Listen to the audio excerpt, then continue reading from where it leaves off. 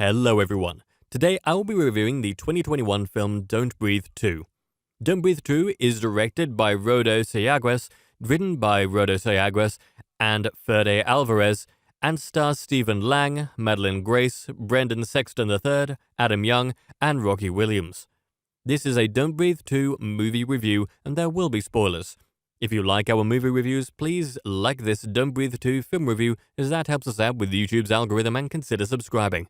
Once subscribed, click the bell notification box and you are all set. Please also consider becoming one of our patrons on Patreon, link in the description. In 2016, horror film audiences were captivated by the tale of a blind man, Stephen Lang, battling would-be thieves breaking and entering into his home in the terrific thriller Don't Breathe. The sequel, while entertaining, will probably only appeal exclusively to the fans of the original, as I feel if you haven't seen the original, you may be confused and not really sure who to root for. Even if you have seen the first movie and do want to root for the blind man who makes a return in the sequel, the first film gave us a lot of reasons not to like the character. However, Lang's performance makes the character strangely sympathetic to viewers. This time, he is joined by young actress Madeline Grace, who plays a young girl the blind man raised. Grace is a bright and energetic newcomer, and watching this dark and murky film requires as many bright spots as possible. The film opens with Madeline Grace's character, Phoenix, running from a seemingly vicious dog, but it's just a test that's being given to her by her father figure Norman Nordstrom, Lang. We were informed the events of this sequel are taking place 8 years after the conclusion of the original picture. Set in Detroit, the movie introduces us to a seemingly creepy man who starts talking to Phoenix in a public restroom. This man will have a lot to do with the film's plot. The opening events of Don't Breathe 2 are really just a lot of setup to get to the meat and potatoes of the film, which is where the blind but tough as nails Norman will be fighting the group of thieves led by Brendan Sexton III's creepy character. You see, there is a lot of complexity to the film's storyline, such as the events which led up to Norman raising Phoenix as his own daughter, more or less. If you've seen the first film, you know Norman is just as bad as he is good, since he did unspeakable things in the first picture. But due to his human side, he is very protective of Phoenix.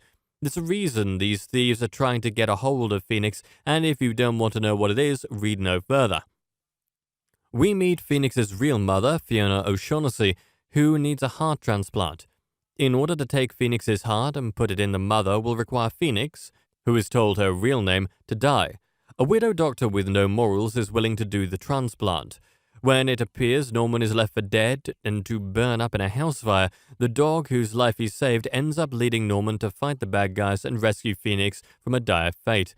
It becomes a fight to the finish as both Norman and Phoenix must fight for their survival.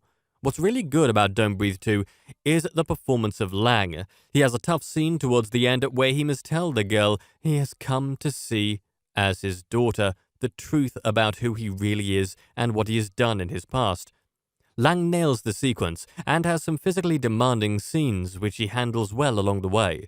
Madeline Grace is a newcomer whose role in this film is one we actually care about, and she may be the only one in this film who is truly a likable character. Brendan Sexton III is a reliable villain, and his band of goons are well cast. Fiona O'Shaughnessy does extremely well here, as well as a self-centered mother who would rather save herself than her own daughter. But the movie is dark and murky looking just like the original film was, and it doesn't work as well this time out as it did in the original. Sometimes it requires paying extra attention to what is going on to keep track of who's who and when the lights go out or are dimmed significantly. The movie is also too dark for its own good thematically, with so many scenes that are simply uninspiring. The fact that Phoenix's parents don't seem to give a damn about her is really uninspiring, and the ending is less than hopeful for a key character. With that said, the movie follows the same basic structure of the original film, and if you like that movie, you may find yourself willing to go the extra mile and give this film a shot.